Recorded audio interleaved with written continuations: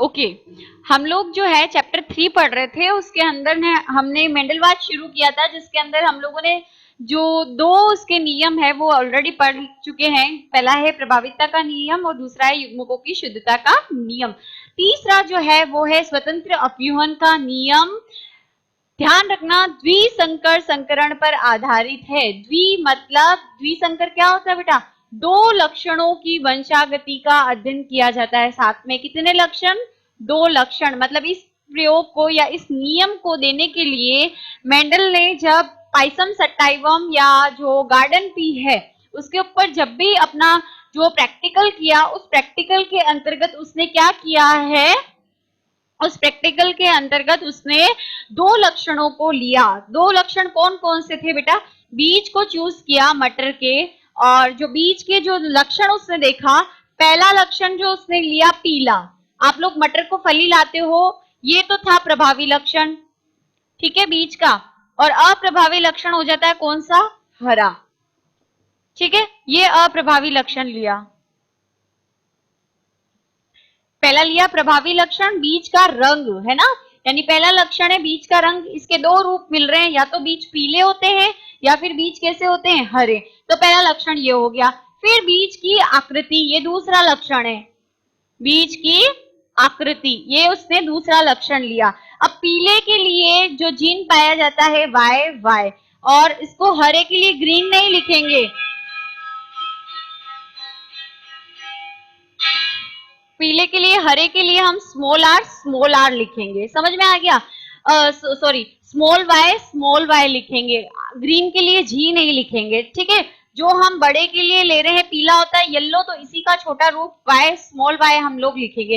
अब बीज की आकृति या तो गोलाकार होंगे या फिर जो है झुर्रीदार होते हैं। बीज देखे होंगे एकदम गोल गोल होते हैं, और कुछ बीज मटर के ऐसे होते हैं जिनपे झुर्रियां बनी हुई होती है, इस तरह से ऊपर धारियां सी होती है। तो बीज की आकृति के दो, प्रभावी जो था वो तो था गोलाकार लक्षण, और अप्रभावी है आकृति में कौन सा? झुर्रीदार। तो गोलाकार को कहते हैं राउंड, तो आर यूज करेंगे जीन के लिए, और इधर करेंगे स्मॉल आर, विंकल्ड यूज नहीं करेंगे, ठीक है। तो जो इसने जनक लिए इस प्रयोग को करने के लिए, उसमें प्रभावी लक्षणों को साथ में रखा। देखो पीला और गोलाकार कैसा है? प्रभावी लक्षण है ना, जो कि F1 पीढ़ी में प्रदर्शित होगा, ठीक है। तो पीला और गोलाकार साथ में लिया, यानी एक ही पौधे में ये लक्षण मिले। इसको तो सपोज उसने क्या मान लिया? फीमेल मान लिया। हरे और झुर्रीदार को उसने नर मान लिया। तो अप्रभावी लक्षण एक पौधे के अंदर दोनों क्या थे? साथ में उपस्थित थे, ठीक है। जीन कैसे थे? समयुग्म की, यानी दोनों समान समान जीन है। अगर दो बड़ा कैपिटल वाई है तो दूसरा जीन भी कैपिटल वाई है, ये कैपिटल आर है तो ये भी कैपिटल आर है, ये स्मॉल वाई है, ये भी स्मॉल वाई है। तो समयुग्म की जो जीन है उस अवस्था वाले पादप उसने लिए, लेकिन प्रभावी दोनों लक्षण एक में उपस्थित है और अप्रभावी लक्षण एक पादप में उपस्थित है। अब इनसे F1 पीढ़ी प्राप्त होगी। F1 पीढ़ी तब प्राप्त होगी जब क्या होगा? युग्मक बनेंगे। तो युग्मक जब भी बनते हैं तो जीन की संख्या क्या हो जाती है? आधी आधी, यानी इन दो वाई में से एक वाई आएगा और इन दो आर में से एक आर आएगा। अब हरे और इसमें स्मॉल वाई आएगा और इसमें स्मॉल आर आएगा, ठीक है, यानी जीन की जो संख्या है वो आधी हो गई है। अब इसके बीच में क्रॉस होगा, मतलब ये दोनों युग्मक मिलेंगे, ये मादा युग्मक है और ये नर युग्मक है, ये दोनों मिलेंगे तो क्या बनेगी? F1 पीढ़ी बनेगी। और इसके अंदर ये चारों जीन, ये कैपिटल वाई के बाद सीधा स्मॉल वाई लिखते हैं हम लोग, तो ये स्मॉल वाई लिख दिया। फिर कैपिटल आर लिखा गोलाकार के लिए, तो इसके बाद इसका अप्रभावी लक्षण लिखा जाता है, तो हम लिखेंगे स्मॉल आर। समझ में आ गया? तो ये हमको F1 पीढ़ी प्राप्त हो गई, क्योंकि प्रभावी लक्षण के लिए जो जीन उपस्थित है वाई और कैपिटल वाई और कैपिटल आर, तो पीले और गोलाकार जो बीज है वो हमको मिलेंगे F1 पीढ़ी में। और कैसे होंगे? विषम युग्म की, क्योंकि कैपिटल के साथ कौन सा जीन उपस्थित है? स्मॉल वाला भी उपस्थित है, तो जीन समान नहीं है, इसलिए ये विषम युग्म की हमको F1 पीढ़ी प्राप्त हुई। अब इस F1 पीढ़ी का स्वपरागण करवाया, मतलब नर में भी ये जीन उपस्थित होंगे और मादा में भी जीन उपस्थित होंगे, यानी नर पौधा लेंगे उसके अंदर भी यही जीन उपस्थित होंगे, और मादा वाला भाग जो हम मान रहे हैं उसमें भी क्या होंगे? यही जीन उपस्थित होंगे, ठीक है। स्वपरागण हम करवा रहे हैं इसलिए, ठीक। तो अब इसके स्वपरागण करवाने से जो जीन बनेगा बेटा, वो जो युग्मक बनेंगे वो 4 तरीके के बनेंगे। कितने तरीके के बनेंगे? 4 तरीके के बनेंगे। कैसे बनेंगे देखो यहाँ पर, इसको समझते हैं। ये F1 पीढ़ी है जिसमें हम स्वपरागण करवा रहे हैं, ठीक है। तो इसके अंदर जीन उपस्थित है, ये capital Y small y, capital R small r। तो ये कैपिटल Y हो सकता है इसके साथ जुड़ जाए, तो एक युग्मक होगा ऐसा जिसमें कैपिटल Y और कैपिटल R साथ में हो गए। अब ऐसा भी हो सकता है कि इस कैपिटल Y के साथ क्या आ जाए, बड़ा वाला नहीं होके क्या आ सकता है, छोटा वाला भी आ सकता है। तो दूसरा युग्मक ऐसा हो सकता है। फिर इस Y को हमने दोनों से क्रॉस करवा दिया, तो अब इस Y को लेते हैं। ये Y इसके साथ जुड़कर आ सकता है स्मॉल वाला कैपिटल R के साथ। फिर ये स्मॉल वाला Y किसके साथ जुड़ के आ सकता है, स्मॉल r के साथ। तो स्मॉल r और स्मॉल y, ठीक है। 4 तरीके के युग्मक हो गए, इस तरीके से चारों युग्मक हो गए, ठीक। अब ये चारों युग्मक क्योंकि नर में भी होंगे और मादा में भी होगी, क्योंकि स्वपरागण करवा रहे हैं, तो हम इनको क्या करेंगे, इस तरह से चार्ट में रख देंगे। इधर रख दिया हमने, मान लो ये मादा के युग्मक थे और ये हमने किसके मान लिए, नर के युग्मक। तो देखो मैंने लिखा है capital Y capital R, capital Y small r, फिर स्मॉल y कैपिटल R, फिर स्मॉल y और स्मॉल r, दोनों हमने लिखे सेम। ये का ये इधर भी लिखा है मैंने, यूं का यूं।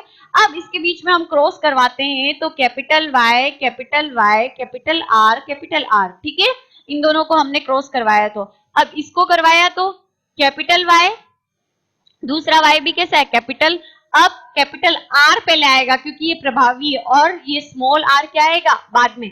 युग्मक में चल जाता है बेटा आगे पीछे, यहाँ पे मैंने ये स्मॉल y पहले लिखा है और कैपिटल R बाद में लिखा है, युग्मकों में चल जाता है। लेकिन जब हम पीढ़ी में जीन्स की दिखाते हैं तो यहाँ पर नहीं चलेगा, इसमें आपको हमेशा कैपिटल पहले लिखना है और स्मॉल बाद में ही लिखना है, ठीक है। तो ये इससे क्रॉस हो गया।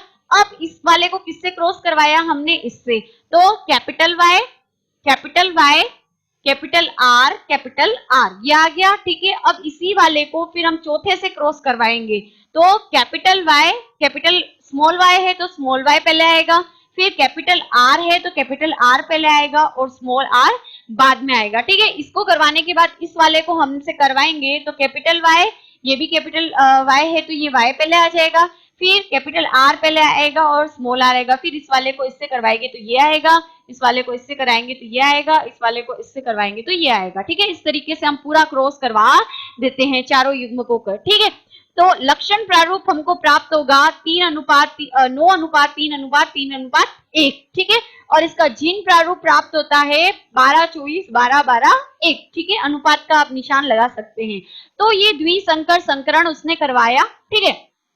अब ये नियम कैसे प्राप्त हुआ, इससे देखो, अभी आप लोगों ने देखा था कि पीला और गोलाकार साथ में था जनक के अंदर, ठीक है। लेकिन यहाँ पर पीला किसके साथ जुड़ गया, झुर्रीदार के साथ, यानी ये पीला किसके साथ जुड़ गया है, इस झुर्रीदार के साथ, ठीक है। हरा किसके साथ जुड़ा हुआ था, झुर्रीदार के, लेकिन ये हरा गोलाकार के साथ जुड़ गया है, यहाँ पर देखो जुड़ गया है ना, इस तरीके से, है ना। तो इसमें इस अनुसार जब ये जो F2 पीढ़ी प्राप्त की, इसके आधार पर मेंडल ने ये कहा कि जनक के अंदर जो दो लक्षण साथ में रहते हैं, एक तो पीला वाला था और एक गोलाकार, ये दो लक्षण यानी बीज का रंग और बीज की आकृति, वो जो दो लक्षण साथ में रह रहे हैं, वो लक्षण जरूरी नहीं है कि हमेशा साथ में रहे। आ रही बात समझ में, वो लक्षण स्वतंत्र होते हैं किसी अन्य से जोड़ा बनाने के लिए। पीला जनक में किसके साथ था, गोलाकार के साथ, लेकिन अभी पीला किसके साथ जुड़ गया है, झुर्रीदार के साथ। मतलब एक लक्षण किसी अन्य लक्षण के साथ क्या कर सकता है, जोड़ा बना सकता है। इसी को हम कहते हैं स्वतंत्र अवयवन का नियम, यानी किसी भी लक्षण पे पाबंदी नहीं होती, यानी पीले को पाबंदी नहीं है कि वो हमेशा गोलाकार के साथ चले। पीले का अगर मन होता है झुर्रीदार के साथ जुड़ने का तो वो जुड़ सकता है। तो लक्षण हमेशा स्वतंत्र होते हैं, ठीक है, एक पीढ़ी से दूसरी पीढ़ी में जाने के लिए, ठीक है, और किसी अन्य लक्षण के साथ जोड़ा बनाने के लिए। आगे बात समझ में, यही नियम था किसका, स्वतंत्र अवयवन का नियम मेंडल का।